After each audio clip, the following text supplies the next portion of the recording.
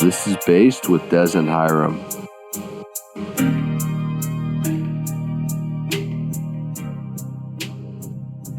Okay, and we are live. Hello, everybody. I'm Carissa Dez. And I'm Hiram. And this is Based with Dez and Hiram, where we talk about controversial topics, where where we like to talk about topics that aren't talked about a lot, and we're here to just to get into it. And this is our guest over here, Anita Noelle Green. Thank you so much for joining us. Thank you for having me. So, Anita, thank you so much for being here with us. You know, Carissa was telling me that you guys met doing some professional work, documenting, things that were happening in the real world. And she also mentioned that you focused and were involved in the beauty pageant community in Austin. And I'll be frank with you, although Carissa shared some of your material with me and I got familiar with it, I'm curious to hear from you what, these beauty pageants are like, what, your career and experiences have been like, anything that you think could make us more educated, that could be edifying. Okay. All right. So I am about to enter into my 5th pageant ever, and I'm going to be competing in that pageant early next month. I'm really excited. And so let's go to the beginning of my pageant journey, right? I started doing pageants when I was 26. Maybe we should go even further back though. Growing up, I felt surrounded by the beauty pageant world because my sister competed in pageantry. And because she was always doing pageants, I thought that was a really normal thing. And I thought that was something that most girls and women did. And she really inspired me to get involved in pageantry. And I was kind of shocked when I later learned that, a lot of women don't do pageants. So once I became an adult, I transitioned. And once I felt comfortable enough in my transition, I started competing in pageants at the age of 26. I'll stop there and for now, and because I could go on and on and on, you can ask away. So I wanted to ask, what was it like when you first got into pageantry? What was your first experience and your first, from your view, what was that like? All right. So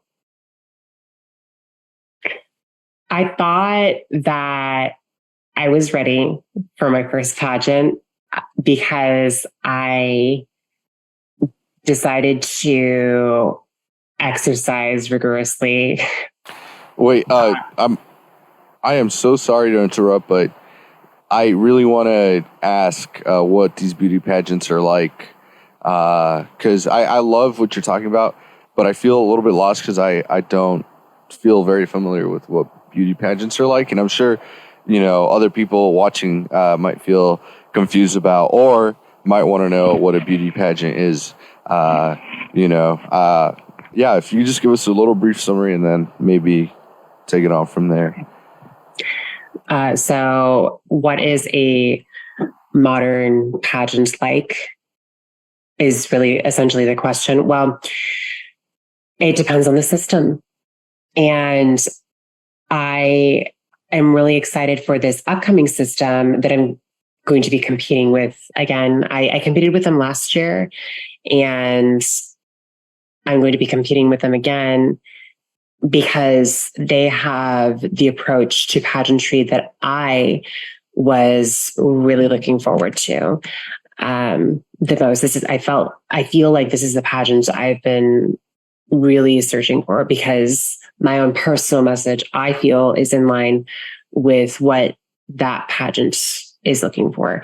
And that the name of the pageant that I'll be competing with in November is Ms. World Universal. And so there's so much to talk about here. Okay. So a lot of people think that there's only like one pageant. And so the Miss USA pageants, people are like, okay, it's just Miss USA. That's what pageants are. It's just Miss USA or Miss America. And then people will use those interchangeably, but there's actually a difference, a big difference. So you can stop me if I'm going to rant and go on and on and on, but there's a lot to unpack here. Well, I happen to know that there are many, many, many different pageants, just because as somebody who grew up as a femme, I paid attention to that stuff. Like I watched, I know that, what's Tyra Banks' show? I know it's not the same. Top Model? Yes, I know that that's not the same as pageantry, but I watched that. I watched, pageants, like, when I was a little kid, I watched little kids involved in pageants, and I thought it was really interesting. But my parents, I didn't really grow up around pageants or people who participated in them or competed in them. So I never thought that I would be somebody who would be in them, but I just thought it was very interesting to watch showing these women showing their skills and showing off these beautiful dresses and talking about what they're passionate about and how they want to change the world. I always thought that was really interesting. So I definitely paid attention, but someone who grew up as, like as a man, probably like Hiram probably doesn't really know a whole lot about it, I'd imagine. And, everybody knows Miss America and like Miss USA, like those are, I feel like that everybody knows about those, but Hiram, were you under the impression that there was only like one or two pageants? I was actually not sure what the situation was with beauty pageants. I have absolutely no experience or knowledge about them. I haven't been to one, haven't seen one. Look, I'm gonna be brutally honest. I don't think it's brutally honest, but being very honest with you, my knowledge of beauty pageants does not go beyond the, very, very terribly produced show, that Honey Boo Boo show, where there's that child who's in beauty pageants. But I just know about it. I didn't watch the show. I don't think I've watched any episodes from it. But that's the extent of my knowledge. It's from it being a meme, seeing clips, or just asking people what it meant, because at some point, it was like a really big deal. So yeah, being honest with you, I hadn't been exposed to it beyond that.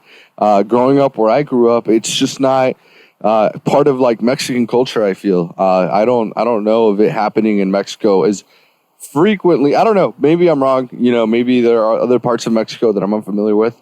But at least in my family, beauty pageants were never a tradition or, a thing. And even with friends too.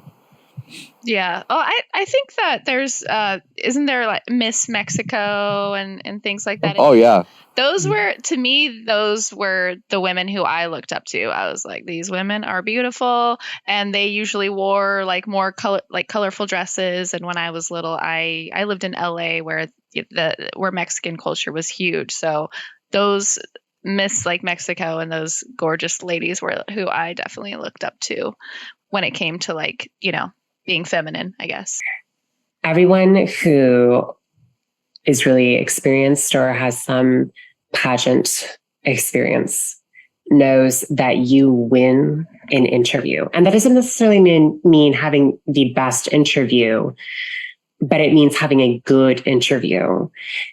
you may not win an award for best interview, but I mean, the judges have to like who you are. You have to be likable and relatable Okay. if they're going to select you. Mm-hmm.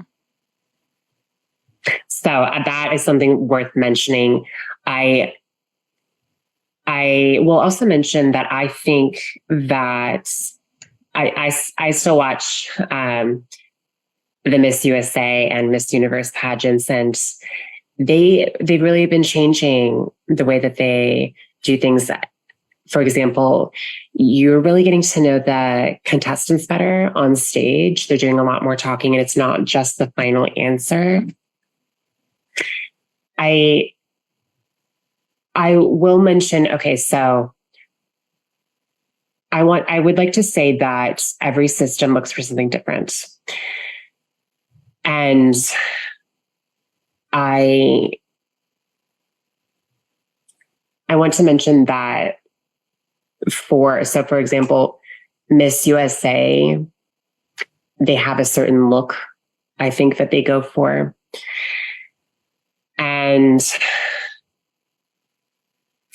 it is also worth noting that that pageant is going to operate much differently than, for example, Miss America, because for one, Miss USA is a for-profit organization. Miss America is a nonprofit. It's actually a scholarship program. You win scholarship money. Okay. So what are the different things that you've noticed that they look for in candidates for the two different, you said programs is what you call them? The two different organizations. Yeah, sure. Mm-hmm. Okay. I haven't competed in Miss America. I was too old to participate in that system. So I don't want to answer that directly because I did not compete on it. I compete in it. I don't think that I can fairly answer that question. Mm-hmm. I thought that I competed for Miss Montana USA, which in that system, you have to win a state title before you go on to compete for Miss USA, right? And I thought that when I competed that I was happy with the winners that they chose. I will say that. I thought that those women definitely earned it. I got to know them.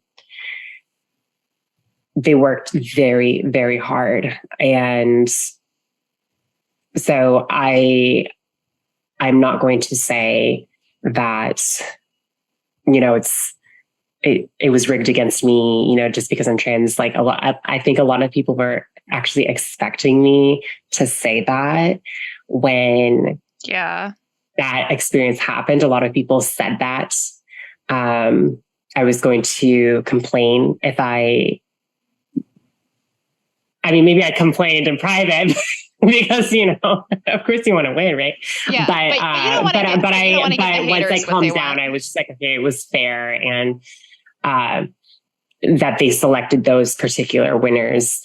I will say that I don't know how the judges viewed me, but I personally do not view myself as somebody who passes as cisgender. I think that I am a non-passable trans woman. Did that play a factor? I don't know. But I am going to mention that it's not that I ever thought that my beauty was, I'm aware of what it is that I look like. I'm aware of what it is that I look like. I just want to say, and I'm not trying to pander to the audience or anything, but you're passing to me. When I first met you, I didn't know that you were trans, but of course we were kind of bundled up and everything too. And when we were live streaming the protest together, I had no idea until I went on your Twitch and saw the trans. I think you have trans flag emojis or something. I can't remember exactly what it was, But so there's that, and then I saw your Instagram, and I was like, wow, these are beautiful. And then I saw that you were talking about being transgender. So to me, you're passing. But and also I think a big part of that, like I said, is like who you are within, like projects outwardly. And to me, you as a person are very feminine. Like to me, you're like a woman on the inside, where I may look more like a feminine person than a masculine person, but I feel more like a man on the inside. But I don't know if that projects outwardly. You know what I mean? So I would like to touch on that and build off of what it is that you are saying, because it's important to my platform that I've had. Mm-hmm. Well, let me first say, what pageantry means to me and what I've discovered within myself as I journey through the pageant world. I'm human, and I think, and a lot of people really hurt me when I first competed, because I surrounded myself, I guess, with positive people in my life that told me I was beautiful and that believed in me. And girl, you're gonna make me cry again. You made me cry. I was crying twice. You didn't cry at brunch. You didn't cry at brunch. I did. When I have like a little tear in the corner, I consider that crying. So. Okay. Okay. I didn't notice, but okay. So,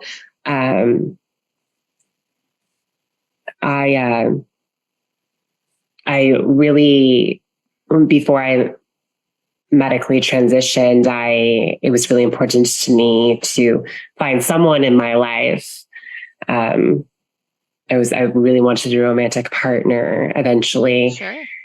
That would find me beautiful. That was something that was very important to me. And as I transitioned, I definitely gravitated towards the queer community because I knew that, or at least I thought that they would be very accepting of me. And then people were just so supportive of me. And even when I didn't see it in myself, people told me that I was beautiful.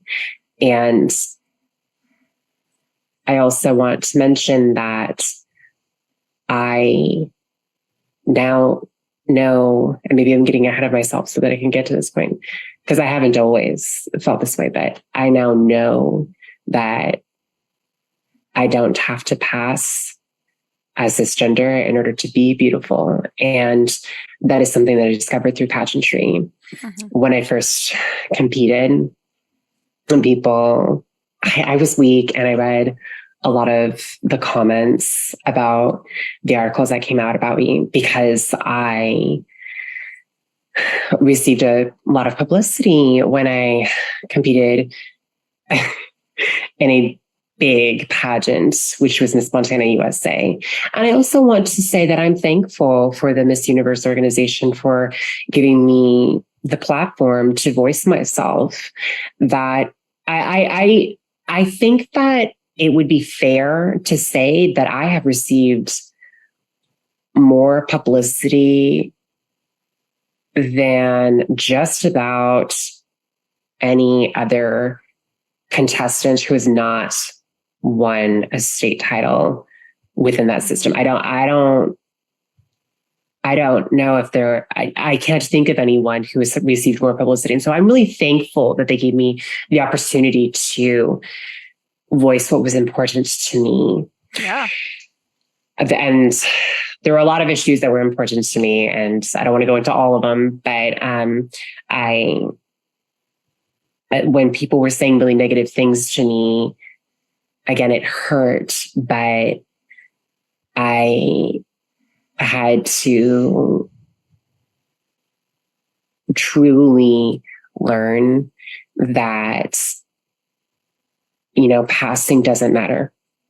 And people may find me ugly just because I don't pass, but they're wrong. And the reason that they're wrong is because I also truly believe that every person has beauty. And I know that sounds so cliche, especially coming from somebody who competes in pageants. And beauty's in the eye of the beholder, or it's so whatever. True though. It's so true though. But I honestly believe it, because I just think that there's so much unique beauty in the world that it doesn't need to fit into these narrow molds that much of society says you have to fit into. Yeah. Well, I've dated some men who people were like, man, that person is ugly as fuck. And I'm like, well, they are beautiful to me. I don't know what you're saying, because I see something that's beautiful, and I think as long as, of course, you want your partner to think you're beautiful as well. Right. But right now, who I am now, I just believe that as long as I think I'm beautiful and I don't care about the people who don't think I'm beautiful, that's all that matters, Like I like to dress up and look cute. Obviously I'm wearing a wig right now. I'm not going to try to hide that, but I do it because I like to look good. I think I look beautiful, and I like to celebrate that. But not everybody agrees. But I think as long as you see yourself as beautiful, I think that's the most important thing. I also really want to be very transparent. I have had work done. I surgeries in my transition, and it was important to me. I really, so for example, when I first competed in Miss Montana USA, that was before I had mandible contouring done. And after I competed, I decided to get mandible contouring. And that was because that was something that I really considered for a long time, prior to competing in pageants. But I was just I was scared. I mean, getting your face worked on, that was just, that was scary, So I had these big fears, and then I decided, okay, I'm going to actually do it. And so I don't want to say, people are going to think what they want to think, but I want to be fully transparent and say that what I did in my transition and what I did for myself was for myself. Yeah. And yeah. I don't think that there are some people who hate on the fact that people get plastic surgery or get, this or that done, or, I've even had people comment on my fake nails and eyelashes, just from my personal experience, and it's like, this is your body. You can do whatever you want to it. With it. I don't think there's anything wrong with that. And if that makes you feel good, I don't think that there's anything wrong with it. And fuck the people who say differently. But how did you feel after you had the surgery done? Did you personally feel more beautiful, or what was your initial personal reaction to that?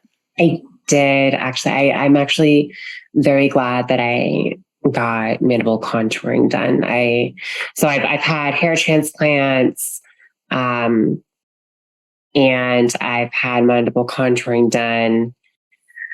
I'll say that that's what I had for now. As far as cosmetic surgeries, that's what I feel comfortable mentioning at this point. But I So the hair transplants, I will say that I wasn't satisfied with. I had to have it done 3 times because I initially got the first 2 hair grafting surgeries in Montana. And I just wanted to do what you will, people. If you live in Montana, if you want to get plastic surgery done, and they're your choice, I say don't get plastic surgery in Montana. But the third time I got it done, then I was more satisfied. It was up here, so I'm happy now. I didn't like my hairline. There was a while when I tried to be like, yeah, I had this kind of botched hairline, but I tried to own it, but I decided that I didn't like it. But I am happy with the work that I did have done. I'm satisfied. Well, you look great. Thank you.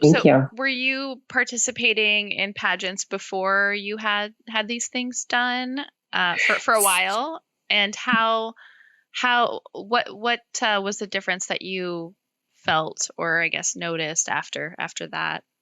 So I got my first hair transplant at I got my first hair transplant before I competed for Miss Montana USA the first time. And that was my first pageant. But then I got the mandible contouring after. And then I went in for a couple other rounds of hair transplants after that.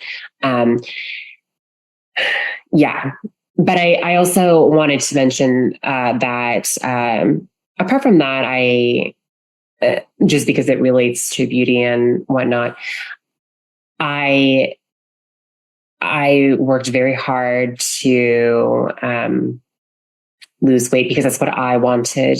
I wanted to live a healthier lifestyle. And I thought that if I was going to be a role model, that it's important to actually, walk the walk, not just talk the talk.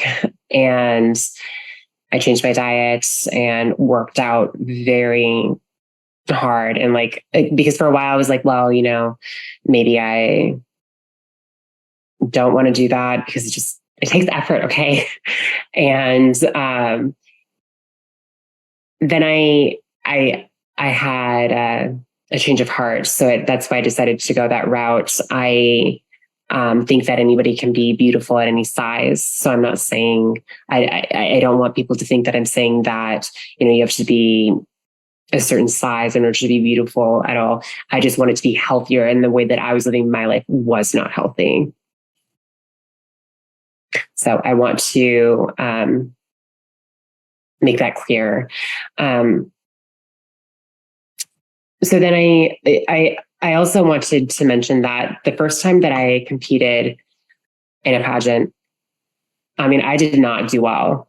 I didn't do well. Maybe I did well in the interview. Maybe. I like to think I did. But there's also the performance aspect. And my walk wasn't good. I'll be the first to admit it. My walk needed work. And this was for Miss Montana? Miss Montana USA. Okay. That's important to mention, because if you say Miss Montana, that implies Miss Montana with the America program, which is not the pageant that I competed. So they're 2 separate things. Okay. See, I knew there were a lot of pageants, but I am not familiar with the names of them. So that's okay. Miss Montana USA, you said, or Miss America? Yes, I competed in that system twice. Okay. I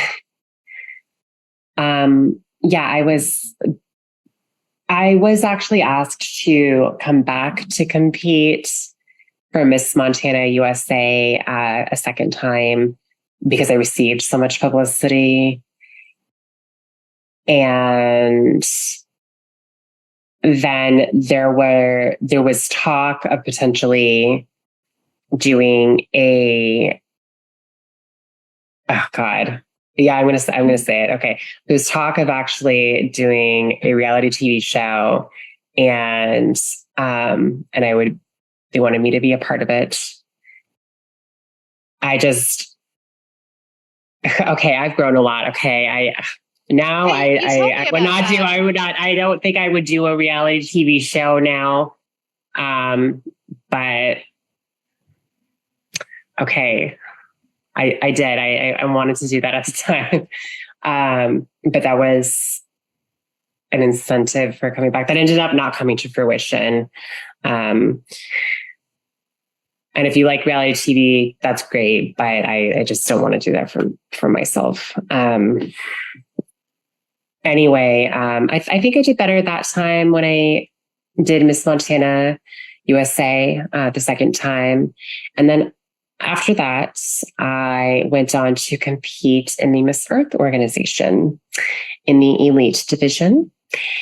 And that was very exciting. I like that system because they try to promote environmentalism. That's one of their cores. And I also want to mention that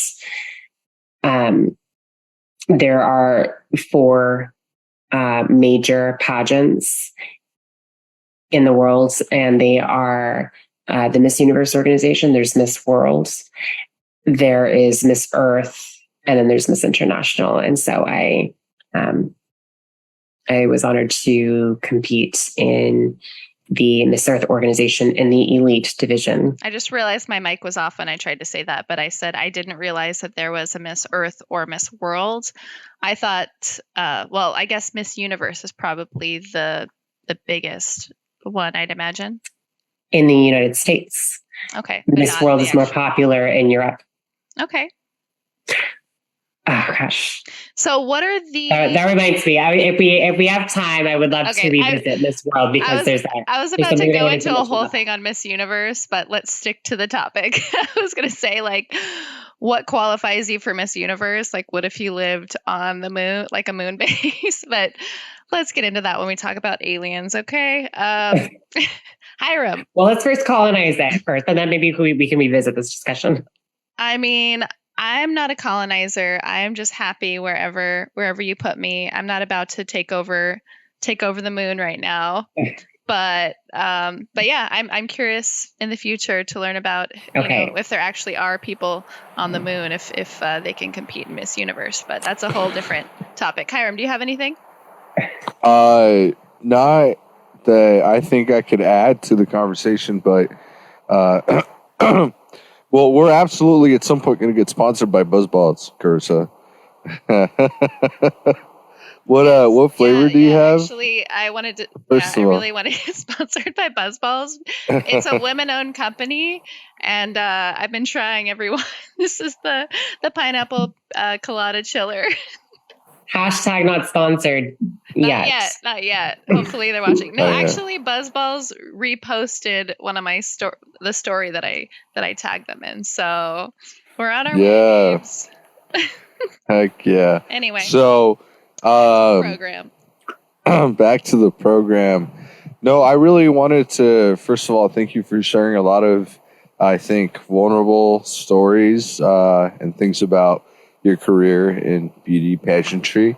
I didn't know that it was so complicated. I mean, I thought it would be, right? I kind of had an impression that there would be large organizations behind pageantry, but having it explained by you, Anita, just really opened my eyes to, a very competitive world. And I just was wondering if you had any, tips, tricks, or maybe any guidelines for somebody that wants to be in this kind of industry.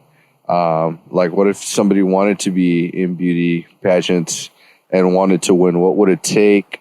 Are there people that just aren't made for it? I don't know, anything that you could share to somebody interested in starting to make sure that they're a good fit and that they could be successful. Well, I would never say that some people just aren't made for it. That's not.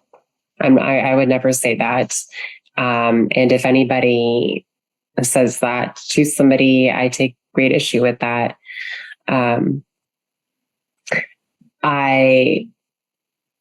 The tips that I would say is,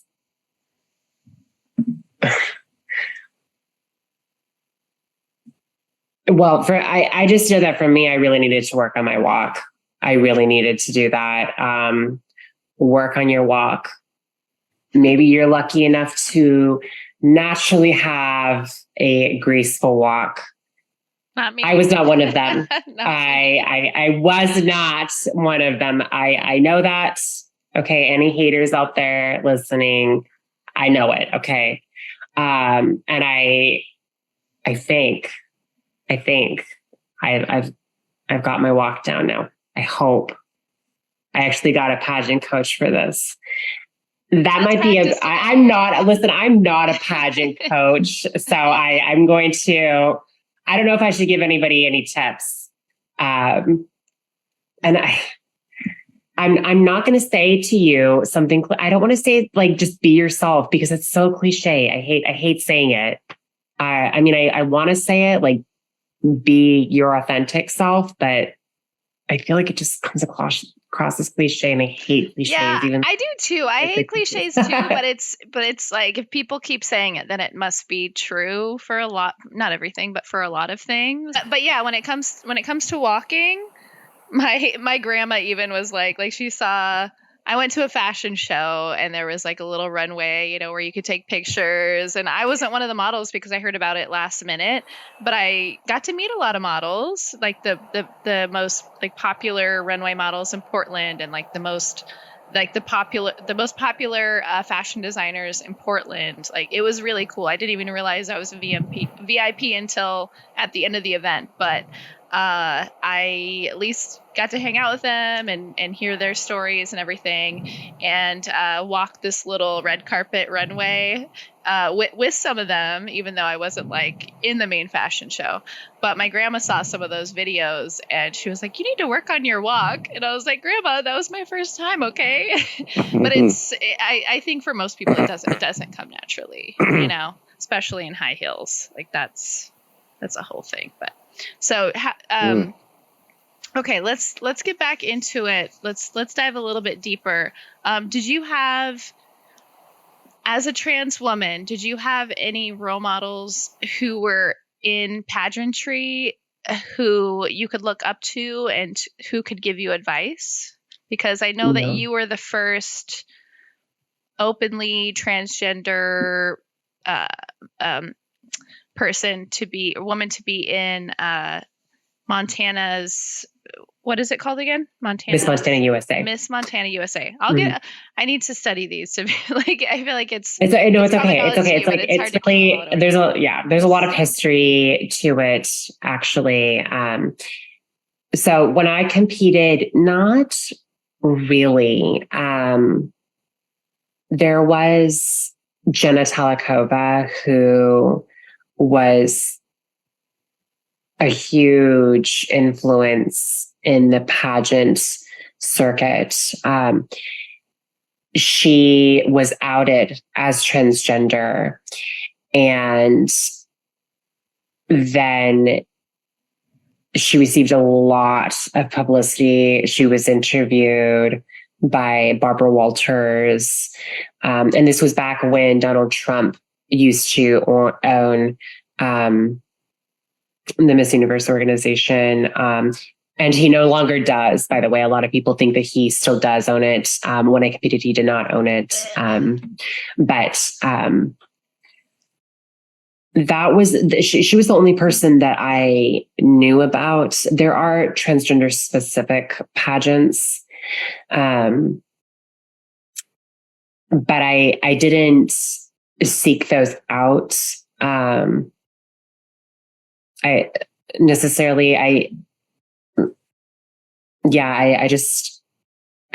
So I didn't have any role models in terms of pageantry. And that was that's another thing. Like I don't think that I do pass. So it was hard for me to find a transgender woman to relate to, because because the ones that I was aware of did pass. And so I mean, of course I could relate to them in a certain sense because, we're both trans women, but definitely no transgender women in pageantry that I looked up to as role models. I will say that Laverne Cox is a transgender woman that I actually met her once, and she's a role model of mine. And then the actress Christina Ricci is a huge role model of mine. She's in part because but that's because of what? I said she is so hot. Have you all seen Sleepy Hollow? Oh my gosh. Well, she's also a really big activist. She is a celebrity spokesperson for RAINN, which is the Rape and Incest National Network, and it's the largest anti-sexual violence organization in the United States. I actually didn't know that, and that makes me love her even more. But I can just tell, like, her strength came through in her art, in her acting. Right. Even in Casper, when she was a teenager, I was like, "This is." Oh, I totally agree. This is a powerful person right here. So I totally agree. And I mean, I found a lot of role models in different ways. It's important to recognize why pageantry was created, and pageantry was originally created for a minority demographic, and that minority demographic was women. And I think that pageantry has done an excellent job of elevating the voices of women, which is why I compete. And I'm mentioning that because I have faced criticism for competing in pageantry. And people have said, well, you are trying to conform to a narrow beauty standard. And I don't even fit into that narrow beauty standard. At least I don't think I do. And that was not the message that I was trying to convey to people at all. And so that's something that's worth mentioning. And, pageantry has really elevated the careers of many women. If you look at Halle Berry, for example, she actually was the first runner-up to a Miss USA winner. It can really elevate your career. If you look at the former CEO of It Cosmetics, she was in Miss Washington USA. It can provide you with a lot of networking opportunities. What, I guess what originally, you talked a little bit about this, but what makes you passionate about pageantry? Is it more so that it has always been something that you are really interested in wanting to do, or is a big part of it mainly to pave the way for other transgender women, or is that just, are they all kind of part of the puzzle? All of that, definitely. So, like I said, my first inspiration for pageantry was my sister. Sadly, we aren't close, and I don't think she'll ever know it. And in part because I haven't seen her in years, but she was my first inspiration for pageantry. I saw her speak on stage. She competed in a pageant years ago, and she was really able to speak a lot on stage. That pageant gave women more time to speak on stage, and I was so impressed hearing how articulate and eloquent she was, especially on stage. Because I mean, of course, me being her younger sibling, like I didn't see that, but she was my first inspiration for pageantry, and there. We have a long way to go in terms of still elevating the voices of women and minority people in general. And pageantry, I think, really does an excellent job of that. And I didn't find anybody, I didn't know of anybody growing up that I could truly relate to. And so I wanted to kind of be that, since I didn't know of a non-passable trans woman I could really look up to. I wanted to help be that. And even after Laverne Cox came into the spotlight, I want there to be a lot of, non-possible trans women. And I say that, by the way, I also want to mention that I really look up to her because in part because I view her as a non-possible trans woman, as some people view her as possible. I also want to mention I don't see that as a bad thing.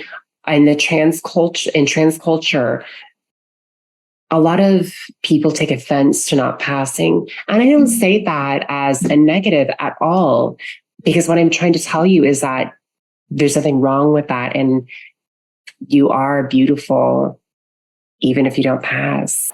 Overall, I think we have a lot of concurrent ideas. And one thing that you guys are talking about is self-love and self-acceptance. I have a question though, regarding that. I know, and I talk to a lot of folks who just don't think they are beautiful by their own standards. And they have this understanding that, like, everybody has different standards, and they know that, like, other people think they're beautiful, but they just think they have their own standards for beauty, at least they think they do, and they feel like they don't meet them. And so they live this perpetual life of being upset because they don't meet their supposed own standards for beauty. And as much as I try to tell people, hey, you're beautiful, whatever, I mean, obviously everybody knows that, like, anything, you can't just tell people, oh, well, did you think about stop thinking it? Like, did you think about not thinking that way? And obviously it's not how it works, right? People have very complex and valid emotions and perspectives that need to be discussed and hashed out, or maybe they don't. I mean, see, that's kind of why I bring that up, because what do you tell somebody in that situation? Does that come up often in beauty pageants? What do you know about what's going on in these people's minds when they just can't see themselves as beautiful by their own standards? So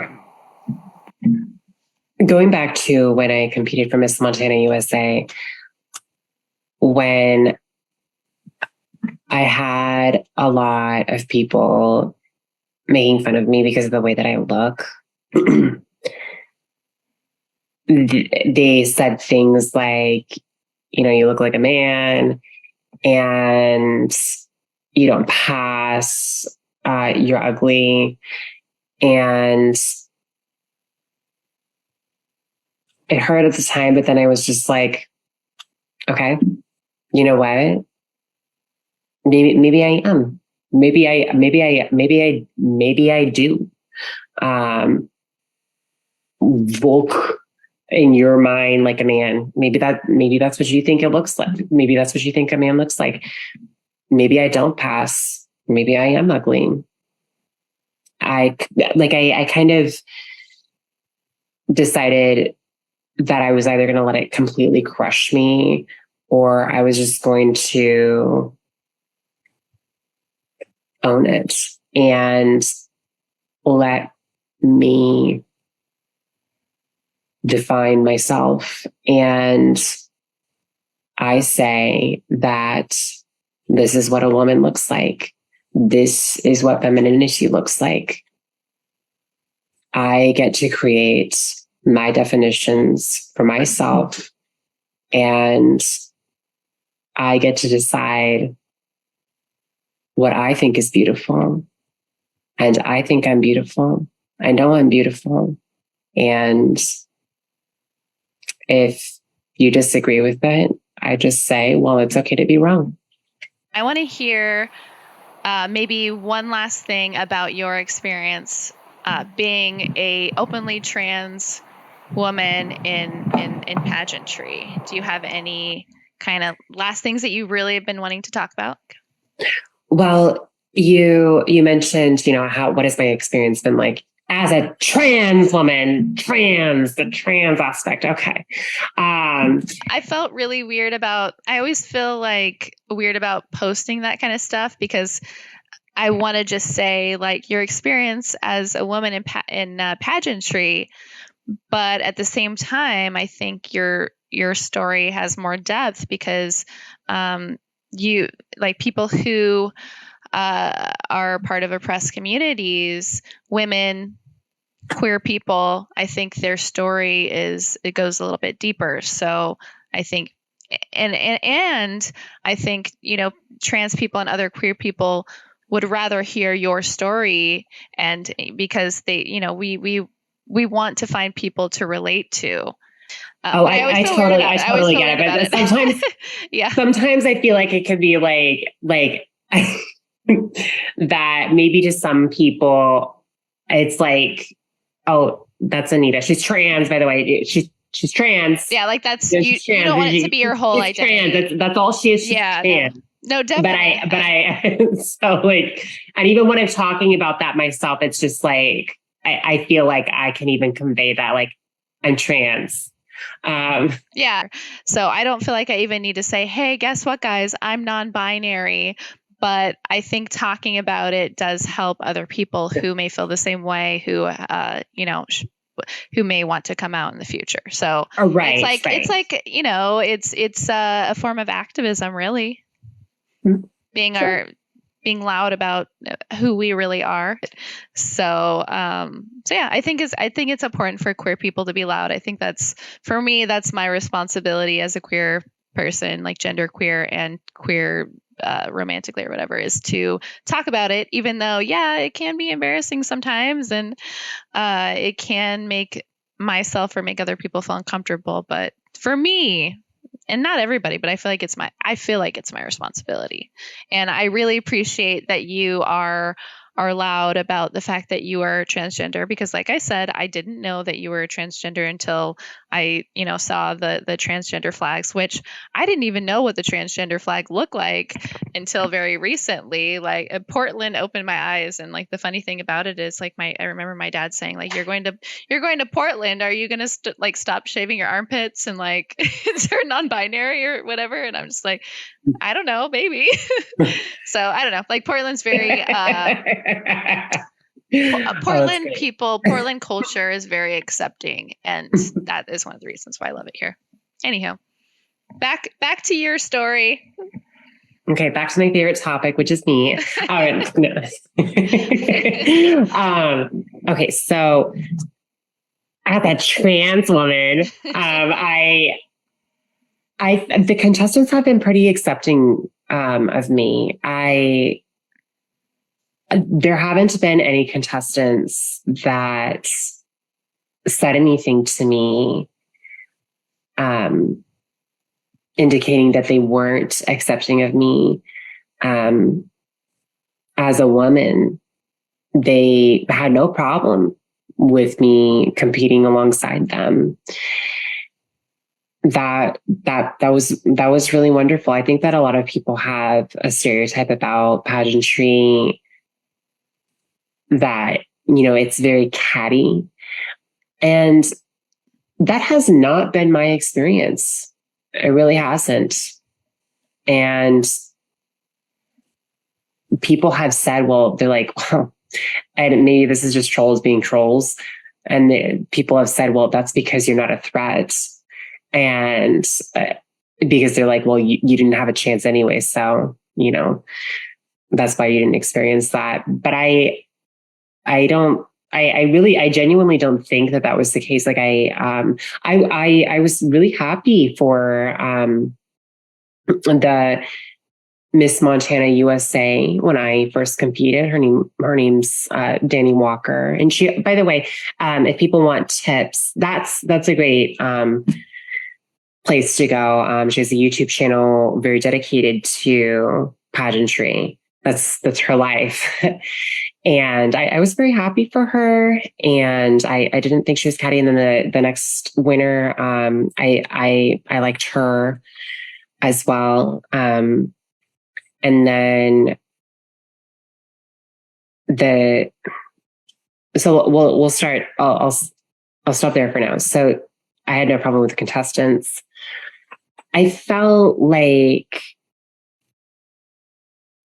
the judges, and this may have just been how I felt, it may not have been the reality, but I felt like when I first competed, the judges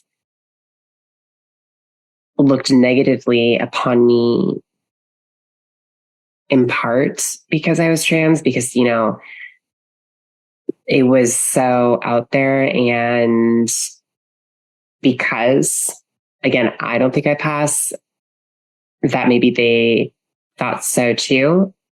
And that because of that, you know, I wasn't really even worthy of being there, even as a contestant. Again, I didn't do well. I'm not saying that, but it was when I was in the interview room that I felt unwelcomed by some of the judges. I'm not going to say all of them. That was how I felt. The next year, I felt better. I also probably felt more confident. That could have played a role. How did the judges view me in terms of being trans? It's hard for me to say. I thought about that. Did that play a factor at all? I mean, I actually was asked in the interview, you know, they said, well, if we select you, you would be the first openly trans woman to win a state title. Mm-hmm. Because this was before, by the way, Catalina Enriquez, who won, who was the first openly transgender woman to win a state title within the Miss USA system. This was before she won. Mm-hmm. And so they asked me that question, and they basically said, you know, can you take the heat? And I said, I thought that I could. Maybe they didn't think that I was the right person for that. And I honestly, I gotta say, I'm really glad that it wasn't me. I'm really glad that Catalina Enriquez had that honor. I'm very happy for her. I think she was very graceful. I thought that she held herself very well. And I commend her for being so brave to take all of that publicity and just handle herself so well. I'm very happy for her.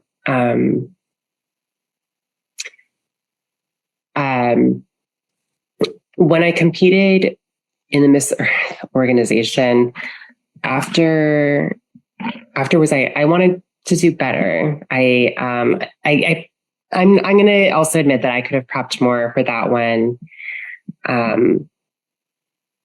but I didn't. Yeah. So are you talking about, this is the second pageant that you've done? Third. So Miss Montana USA, I competed twice. So okay. And then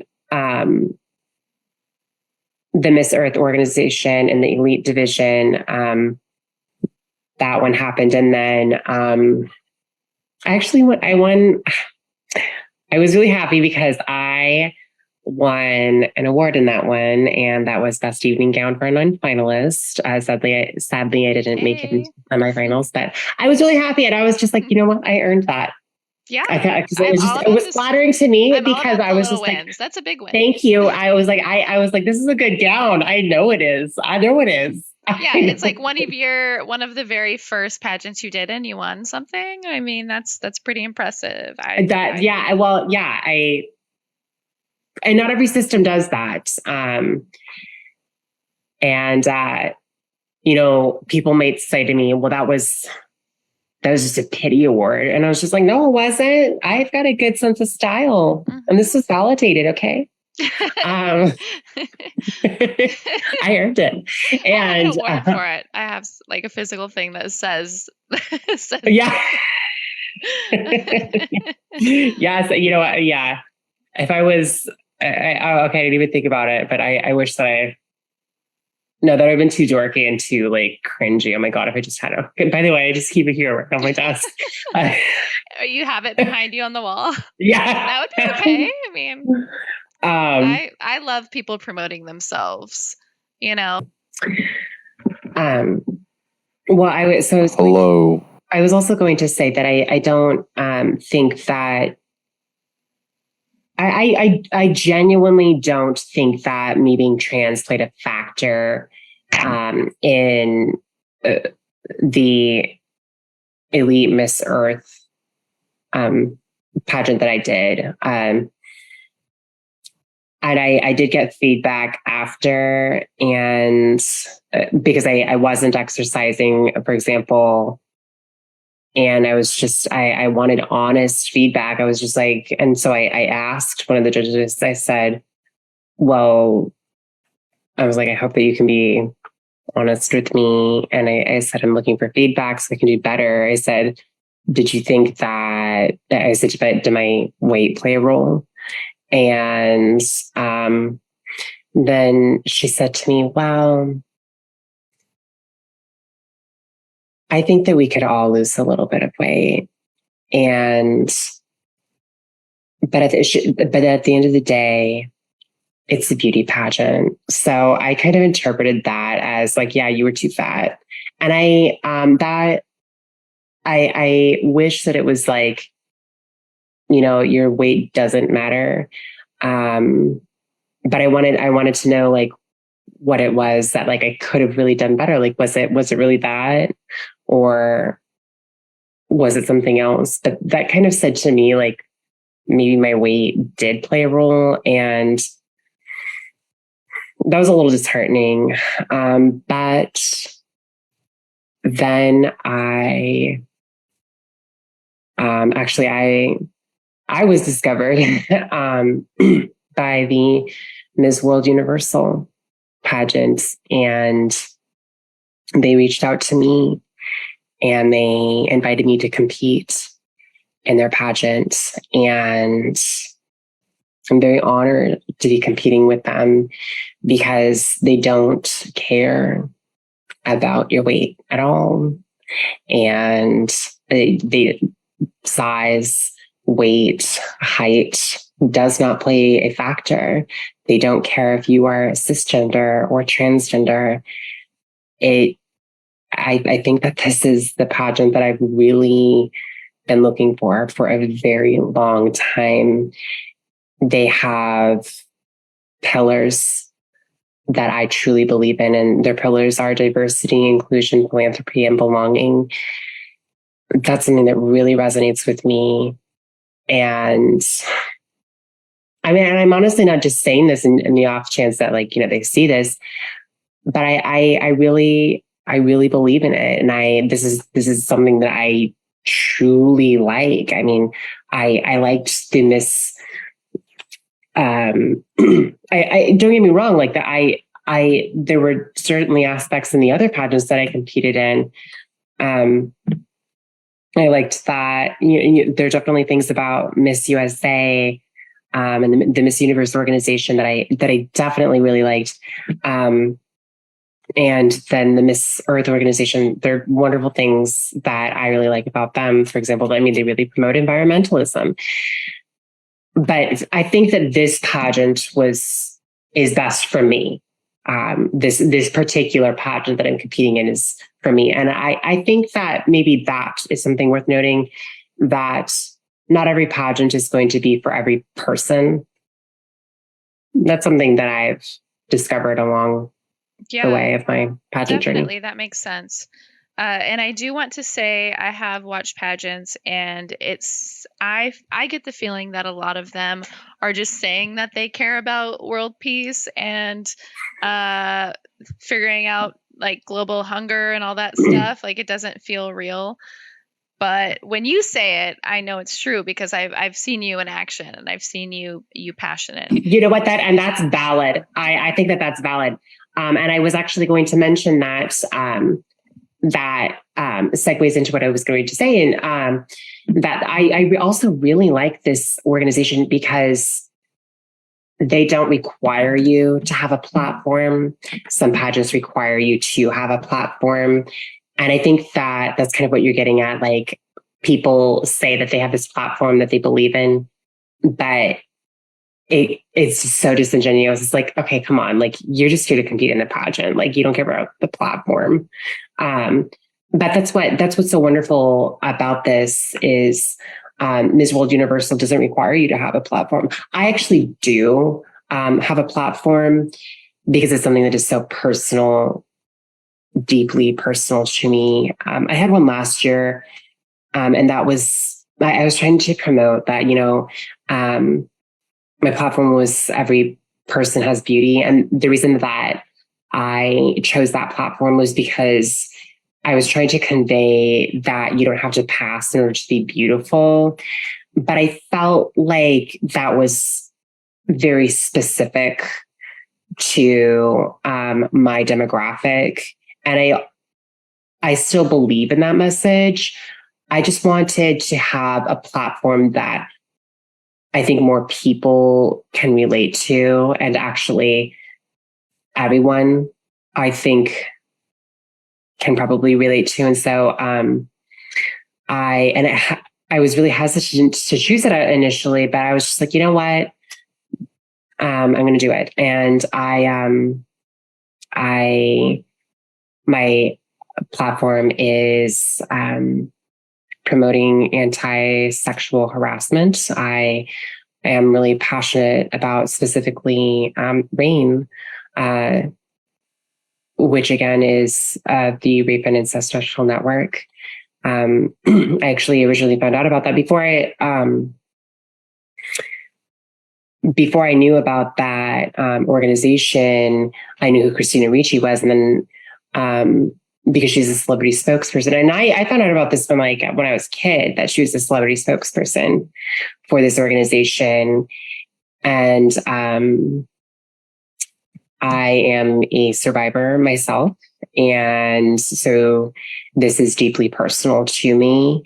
I think that I was, the reason I was kind of hesitant to pick this platform was because I think that sometimes it can be intense to talk about, but it's also important to talk about. And that's why I decided to just really go with it. And I really want to continue these important discussions, as hard as they may be. And I think that it can be argued that everyone has been affected by sexual harassment in some way. Even if it didn't directly happen to you, chances are you know someone who was, even if they didn't tell you. And I think that it really affects our society on a grand scale that can sometimes even be hard to wrap our mind around. Yeah. When it comes to pageantry, is there something that you're looking forward to, like pageant-wise, or something new that's happening in your life in that realm? I am just, again, I'm competing for a pageant in November, and I've actually been really prepping for this. I've been really working hard. And sorry about that. I will mention that I do have a Facebook page, and my Anita Noelle title Green. My title is Ms. Pacific Coast, World Universal, and it's definitely small right now. I wasn't really promoting that a whole lot. People are welcome to watch it live. Unfortunately, it does cost some money to watch it live. It's $35. But if you're interested I can give people the promo code for that if they, each contestant has a promo code. And mine is MSPCWUP. And MSPCWWP, you said? MSPCWUP. And that's basically because Ms. Pacific Coast. And then World Universal Productions is the name of the technical name of the pageant. It's Ms. World Universal with World Universal Productions. Okay, great. Thank you for that. And I've mostly dedicated it to my platform, which is talking about ending sexual harassment. Anita, is there anything that you would like to tell other trans people who would like to compete in pageants, who may not have the confidence or may not feel like they have role models or that sort of thing? Those sort of people who you didn't have, and you're very strong for. I don't like when people say, "Wow, that was so brave of you," but so I keep stopping myself from saying that. But you're a very strong woman, doing that without having a lot of people pave the way for you. So I applaud you, and I think you're an amazing person for that, and in general. But do you have anything to tell younger people or even people who are just starting in pageantry? Okay. Well, thank you for those kind words. Is it too cheesy to end on a quote? No. We can, you know what? Let's just get as cheesy as possible and let's normalize it. Let's keep using cliches because people love that. They'll eat it up anyway. So I really like a quote that Eleanor Roosevelt said. And she once said, one of my favorite quotes, and that is, "The future belongs to those who believe in the beauty of their dreams." And I just posted that in my story a couple days ago. That's so funny. out of all the quotes, keep going. I love it. I love it. That's what I want to say. Oh, it's so cliche and cheesy. No, not a lot of people have heard that quote or seen that quote. Well, the quote's very beautiful, I think. But what I'm about to say might just come across as cheesy when I say, just believe in yourself and go out there and try to do it. I mean, sure, it's scary, but sometimes it's really worth it. And it's okay to make mistakes along the way. I have definitely made a lot of mistakes, and I have even made some mistakes publicly. I've definitely said some silly things. I probably have said some silly things in this interview. That's because you're a human. Yes. Everybody has. Exactly. How else are we going to learn? That's what I want. That's what I wanted to kind of end on. Yeah, and one of the things that I like to talk about is, or one of the things that I like to live by, like when something is scary to me, and it doesn't give me a bad gut feeling, that's when I know that I should just go for it. Like, I just take the leap. It's scary, but whenever I do it and I follow through with it, even though there could be like scrutiny along the way, once I get past that, I always feel so much better, and you grow from that. So can I say one thing, because it's like been driving me crazy? Yeah. Because I'm gonna like hate myself if I don't like at least try to say that. Because the silly thing that I know I said earlier was like, okay, so like when you said anti-colonizer, maybe nobody even cares. Okay, I totally agree with you. I'm You're like, I don't we're talking about the moon, but like, I still don't care. I'm like, okay. And it's driving me crazy. I was like, okay, no colonizing, but I mean, I think it would still be cool to Well, like live I actually wanted to say something about that too. Yeah, it would be fine to colonize the moon if there wasn't already life forms there inhabiting it. Okay, and yes, we had to okay. take it But over. I was just like, if it's okay. just like this empty space that we can colonize for the first time, that's a lot different than that's what I was thinking too. But then when you said that, I think you were like kind of like no. But I was like, maybe No, but I was thinking like that's a lot different than white people coming to what is now the Americas and colonizing and I totally agree, and that's what I'm getting people. at. It's a lot different. Like if there's aliens on the moon, leave them there. Like we don't have to colonize it. Yeah. Thank you for bringing that back up. All right, Hiram, do you have any last words or sweet nothings? Are you even there? Do I have any last words or sweet nothings? Am I gonna die? The last day, your last day on Earth. We're sending you to the moon. So what are your last words? Gosh, I sure hope they have ramen at the moon. As a treat, I guess. Everybody can see my cell phone now. All right. Well, hopefully you don't have any pornography on there. If you do, that's okay. We can normalize that too. Everybody watches it. You know. It's, So now this is actually live. But thankfully, I don't have anything. Is that your house? Where are you? This is not my house. I was gonna say, but that's pretty fancy. Are you at a hotel? No, I'm at a friend's house. Wow, that's fancy. Okay. Downtown. And very clean too. It's very clean. Yeah, look, we're right downtown. That's the max altitude. Sorry. Oh, that is a UT tower. Here's Hiram going to the moon.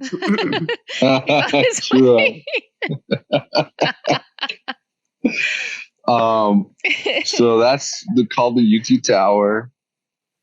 That's all of downtown. See, when you tune into our show, you get little treats from Anita for her next pageant, and then also you get little treats from Hiram. I really need to get good at this drone stuff because I want to start doing it more frequently and professionally. It is a little bit tough. Well, we should make a music video. That looks That looks so fake, doesn't it? That's me right there. Look. That looks right so there. Weird, dude. That is me right there. That is live. That is actually, look, I'm gonna face and wave. That's bizarre. I can't deal with this technology. I'm an elder millennial. I can't handle this shit. I know, right? This is really crazy. It's now like Spotify I can go live. Spotify is too much for me. Okay. That's hilarious. All right. Well, it was a pleasure, guys. I hope you all have a great one. Do you like a little 360 spin real quick? Oh, 360 spin? Yeah, I got you. All right. Hiram's going to the moon. It was good knowing you, Hiram. Hopefully you have cell service up there. I don't think I will, but we should do this at the end of all of our shows, and you should go to a different location each time.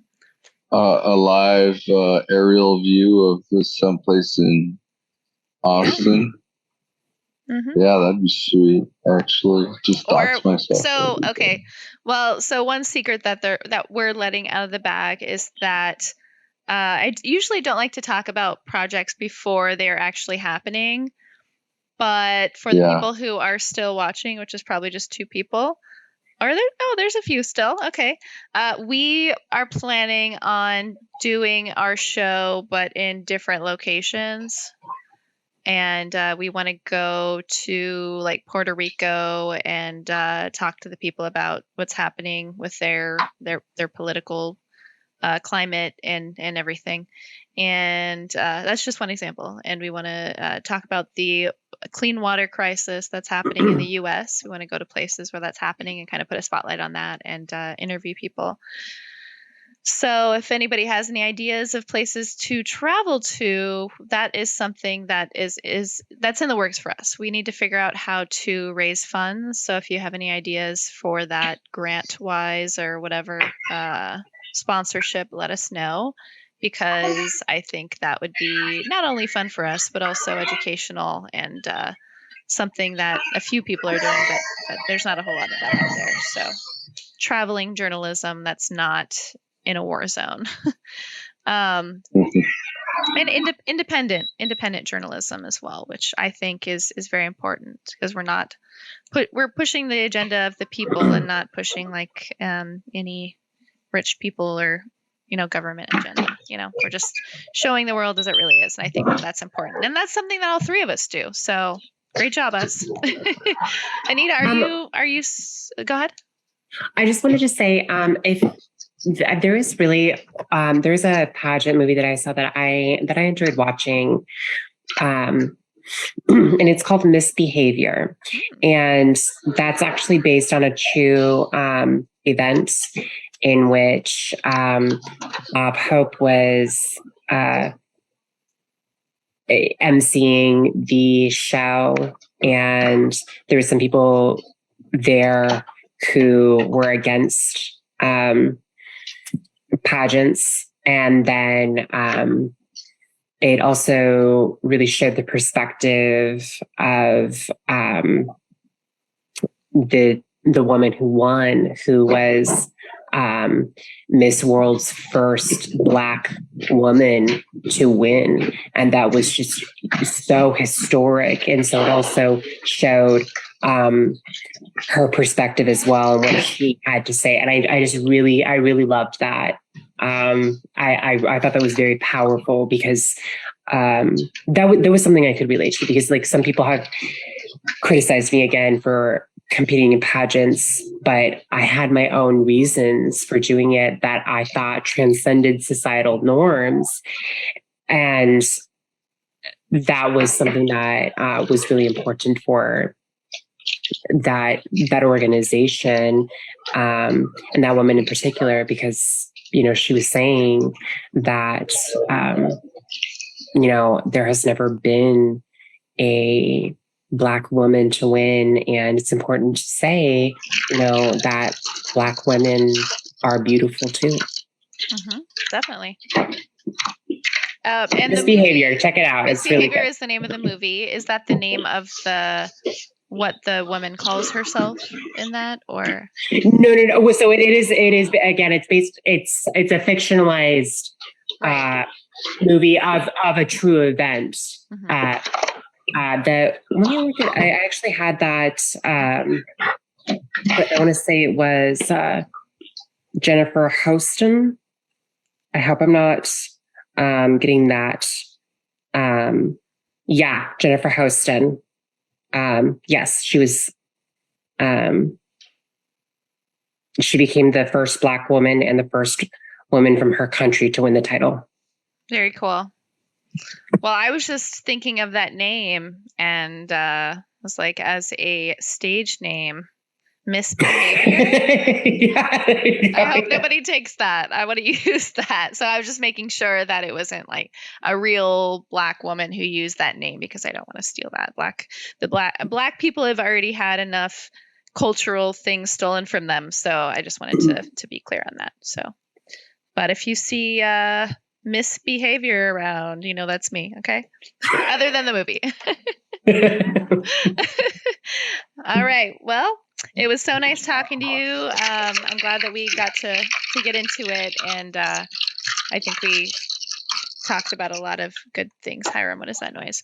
And so if people want to follow you, or if they have any other questions, is it okay? Well, you probably don't want people in your DMs asking you a bunch of questions, but actually, that's okay. That's okay. I think that you've fostered a very positive community. I know you want to, but I would say that's fine. If people have questions, they're welcome to message me. And you are Anita Noelle Green on Instagram and Facebook. Also on Facebook. Also. So the page is my Facebook page is. I think think it's Ms. Pacific Coast, Miss World Universal. Oh goodness, I should know that, shouldn't I? Ms. Pacific Coast World Universal Productions. Great. So make sure everybody goes and follows her there to keep up with what she's doing.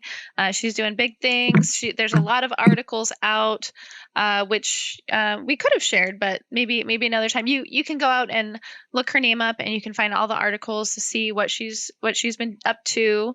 There's a lot out there. And you're also, do you still do a lot of live streaming? You're on Twitch as Anita Noelle Green as well, right? I am actually. I haven't been streaming a lot lately. I do every once in a while now. I used to be really obsessed with streaming. But I kind of hop on every now and again. Yeah, you're welcome to follow me there. And if you want to stop by and say hi, I'd be happy to chat with everyone. All right. Well, let's get together soon, Anita. Hiram, we're going to be traveling together. So be seeing you in person here soon. But to everybody who's still tuned in, thank you so much. I hope you've learned something. Again, if you have a topic that you are interested in hearing us talk about, let us know. Give Anita some follows. Give us some follows so you can keep up on our lives. Have a great night.